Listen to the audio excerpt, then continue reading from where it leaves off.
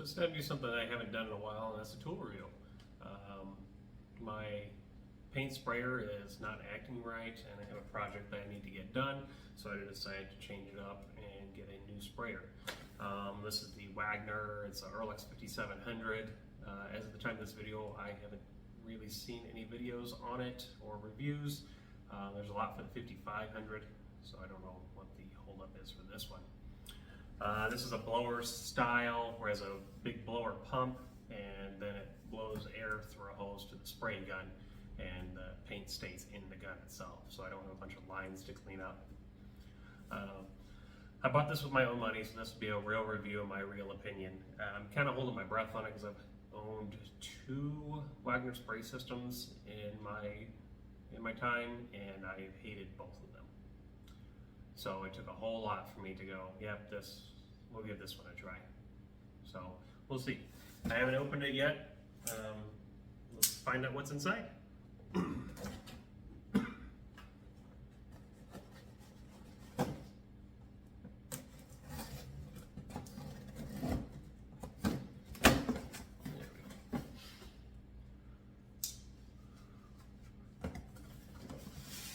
Alright, let's start getting this stuff out. 15 foot air hose, so this is what goes from the blower to the gun.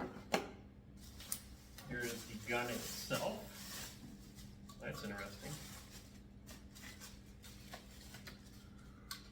So the gun on the box is black and looks like plastic. This is it's anodized metal though, so it's not junk. Seems kind of cool. I used to paint cars way long time ago, and we actually used gravity feed HVLP guns. So a pressure pot gun like this, I've never used before, so we'll see how this goes. A manual for the gun itself. Looks like all the parts and how to clean it. Let's see what we got here. So these are real important for these type of systems.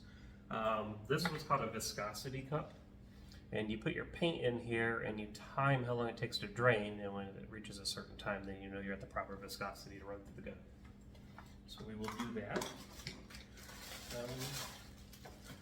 Here's the manual. Looks like this is the other needle. It's a 1.55 millimeter needle, and I'm not sure what size comes in it. So we'll have to check that guy out. And then you have there's some cleaning stuff and the blower motor itself. So there's supposed to be a bunch of turbines and stuff here that generates air to drive through the hose. So yeah, we'll make sure I got everything out of the box, and the box can go away. I am going to read the manual on this. I've never used a system like this, so I need to read the manual because I don't want to screw this up too bad.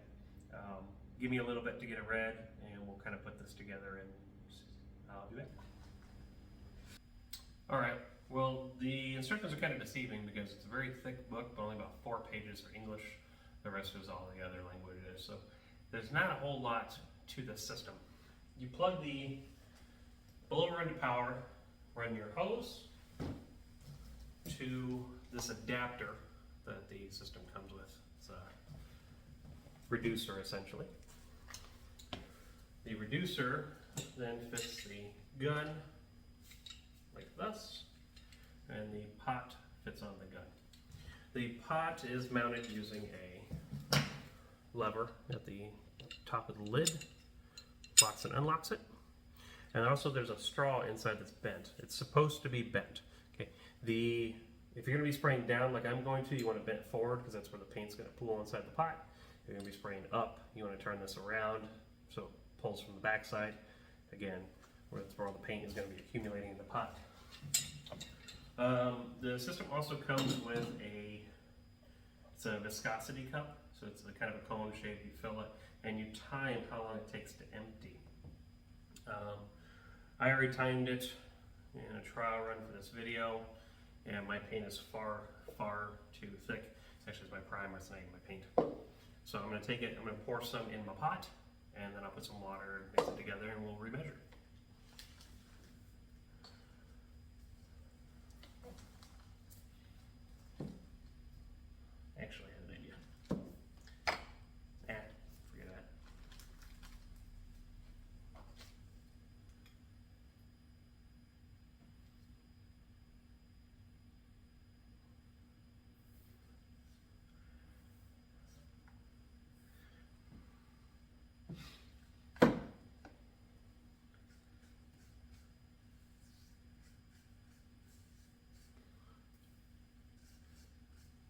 I use a chip brush because I can throw it away when I'm done. I don't have to clean it. At the same time, they suck. They're not really good for anything but wiping off paint cans. Oh, that made me a mess.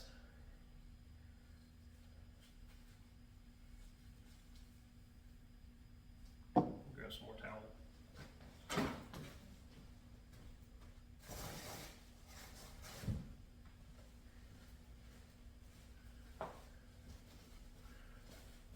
On a side note, I went cheap with my shop towels. I just bought what was available at my local Giant Wally store instead of the actual shop towel brand. Don't do that, buy the shop towel brand. This feels like the same stuff that gas station toilet paper is made out of, and it does nothing but give you a rash. There we go. Clean all that up. Okay, I need some water. Don't tell the wife. And this is her measuring cup.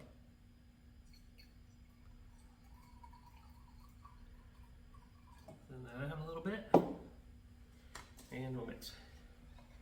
Don't shake paint unless it's the actual paint mixing when you go and buy it.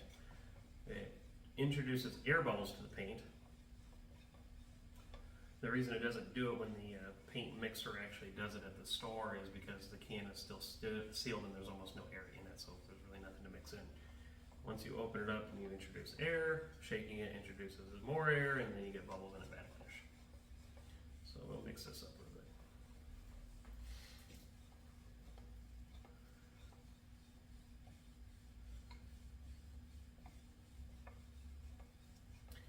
One of the videos I saw for a cabinet finishing guy, he said he mixes his paint about 20% without issue. That's a little heavy to me. He's the pro though, so I've heard anywhere from now 10 to 20% is a good mixing ratio. So let's give that a try.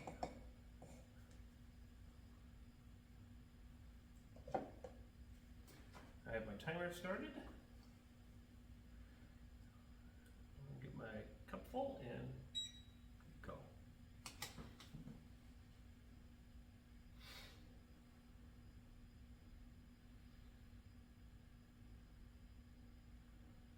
So almost as thrilling as actually watching the paint dry. So I'll probably fast forward to this part so you guys don't have to listen to it or watch this.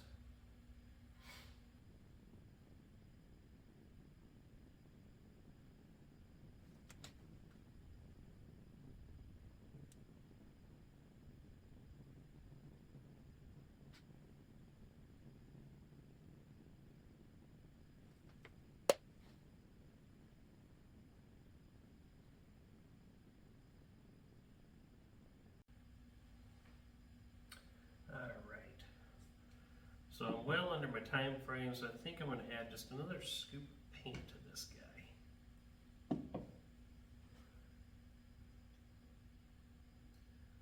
Just to thicken it back up a hair.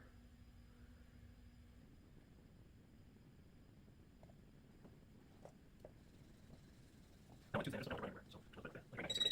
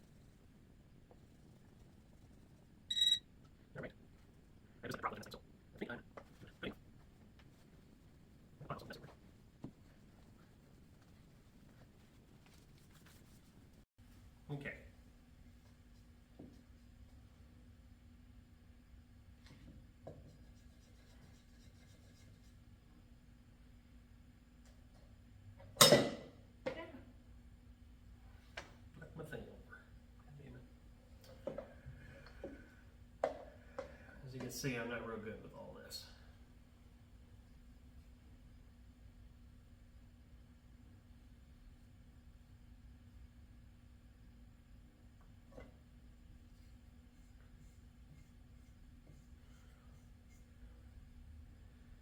All right.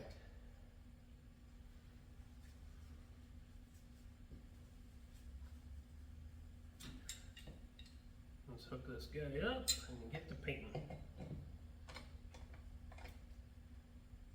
Let me move my camera and we'll do my test panel. Actually, I think I can just do my test panel the way it is. I'm gonna get my hose, make sure my pot is locked tight, and there we go.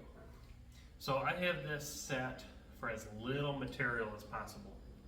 I want to start with a little bit, figure out what my pattern and stuff is, and then I'll open it up from there. So give me just a second here.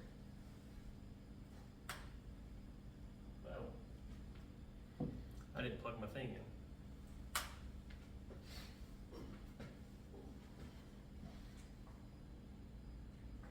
There we are.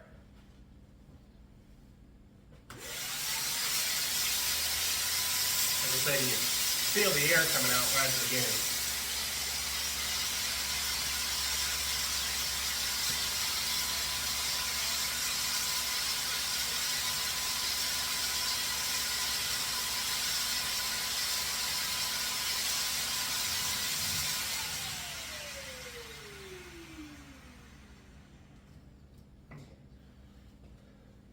All right, I'm going to move you guys to where you can see what I'm doing.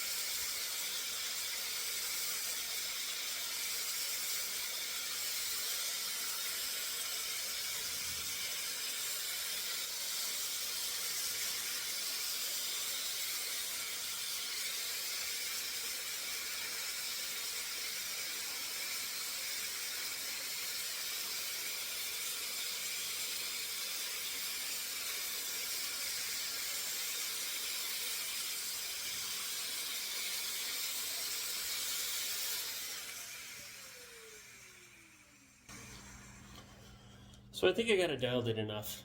I want enough coverage so I don't have to do 15 coats, but I don't need to cover all in one. So that's kind of a nice middle ground. So I'm going to get my parts sprayed, and let me move you guys again so you can see what I'm doing. Okay, so I've got some doors, some drawer fronts. This is part of a wine rack, and then my carcass. Let's see how far I can make this little can go.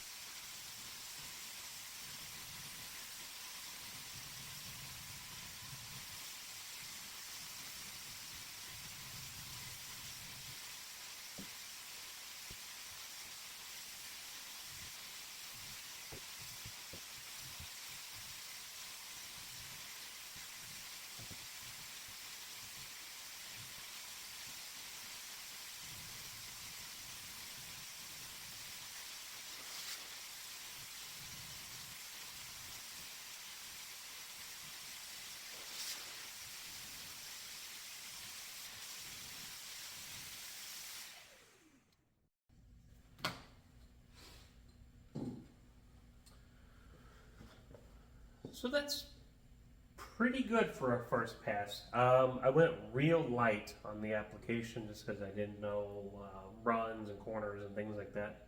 I'll bump it up a little bit for the next coat, but I'll give this time to dry, get some more coats on, and then I'll show you what the end result is.